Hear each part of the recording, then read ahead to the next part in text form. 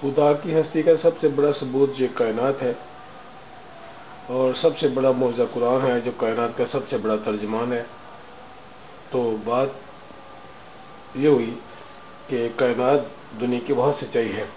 جو نہ صرف قوانین کے اعتبار سے ٹل ہے بلکہ ہر وقت رواں دواں ہے، پر مصروف کار ہے، اور یہی خدا کے زندہ اور ہمیشہ ہونے کا ثبوت ہے۔ اگر سوچا جائے تو دہریوں نے بھی ٹھوکر اس مقام پر کھائی ہے کہ جب انہوں نے کائنات کی حرکات و سکنات کو قوانین کے اعتبار سے ٹل اور ہر وقت رواں دواں دیکھا تو ان کی عقلیں یہاں کر رک گئیں اور کہہ دیا کہ کائنات ہی خدا ہے، جو خود بخود صدیوں سے رواں دواں ہے اور صدیوں تک رواں دواں رہے گی۔ اس کا نہ کوئی آغاز ہے اور نہ کوئی انجام۔ حالانکہ عقل کا تقاضا یہ تھا کہ تھوڑا وہ سوچتے کہ کیا کوئی تخلیق یا کوئی ایسا کام خود بخود ہو سکتا ہے جس میں تسلسل بھی ہو، جس میں زندگی بھی ہو، اور جو قانون اور ضابطہ کوئی پابند بھی ہو۔ لازماً ان کے دل میں خیال آتا کہ کوئی ایسا کام خود بخود نہیں ہو سکتا جس میں تسلسل بھی ہو، جس میں زندگی بھی ہو، اور جو قانون اور ضابطوں کا پابند بھی ہو۔ یہ بات آپ ان مثالوں سے سمجھنے کی کوشش کریں کہ بچے کی پیدائش، موسموں کے تغیر و تبدل کا عمل، دن اور رات کے آگے پیچھے آنے کا عمل، سورج، چاند اور ستاروں کے طلوع و غروب کا عمل، موسم خزاں میں پت جھڑ اور موسم بہار میں درختوں کے ہرا بھرا ہونے کا عمل، بادلوں کا ہواؤں کے دوش پر اڑنا اور پھر کریا برسنے کا عمل، موسم کے اعتبار سے سبزیوں، پھلوں اور پھولوں کے پیدا ہونے کا عمل، برسات کے موسم میں حشرات الارض کا ماض وجود میں آنے کا عمل، پہاڑوں پر برف پڑنے پگھلنے کا عمل، سمندروں میں مچھلی اور لہروں کے پیدا ہونے کا عمل۔ ان سب اعمال و افعال کو دیکھ کر انسان کیا اندازہ کر سکتا ہے کہ یہ سب تسلسل سے خود بخود ہو رہا ہے؟ اگر کوئی طاقت ایک پروگرام اور نظام کے تحت سب کام کر رہی ہے،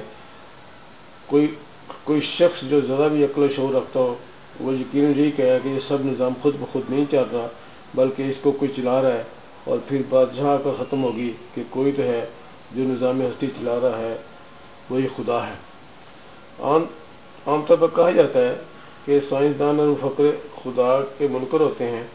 لیکن ایسا کہنا درست نہیں۔ یہاں میں چند سائنسدانوں اور مفکروں کے تاثرات لکھ رہا ہوں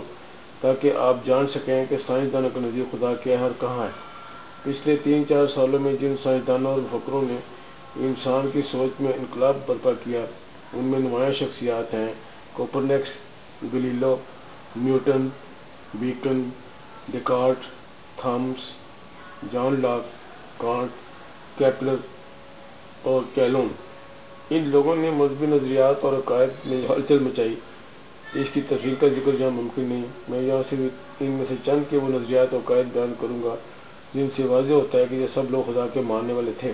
مگر ان کا ماننا ان قدامت پسندوں کی طرح نہیں تھا جن کے نزدیک اسلام کی روایتوں اور باتوں پر یقین کرنا ایمان کا حصہ ہوتا ہے۔ یہ لوگ خدا کو اسی طرح مانتے اور سمجھتے جسے عقل و شعور تسلیم کرتا ہو۔ مثلاً کیلون کا عقیدہ تھا کہ خدا کو کائنات میں دیکھنا ممکن ہے کیونکہ خدا کائنات میں ہے اور کائنات ہی خدا کی مظہر ہے۔ کیپلر کا کہنا تھا کہ فطرت کے راز فاش کرتے وقت سائنسدانوں پر الوہی وجدان طاری ہوتا ہے، اور یہ واقعہ اس کے ساتھ خود بھی پیش آیا اور کئی اور محققین کے ساتھ بھی۔ گلیلیو کو یقین تھا کہ اس کو یہ کہنا خدا کی طرف سے ہے کہ زمین کائنات کا مرکز نہیں بلکہ وہ بھی دوسرے سیاروں کی طرح سورج کے گرد گھوم رہی ہے۔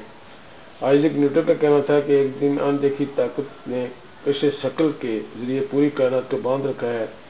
اور اجرام فلکی کو ایک دوسرے سے ٹکرانے سے روکا ہوا ہے۔ نیوٹن کا یہ بھی کہنا ہے کہ یہ نظام کائنات خدا کے وجود کا ثابت کرتا ہے کیونکہ کائنات کا پیچیدہ خاکہ حادثاتی طور پر وجود میں نہیں آ سکتا۔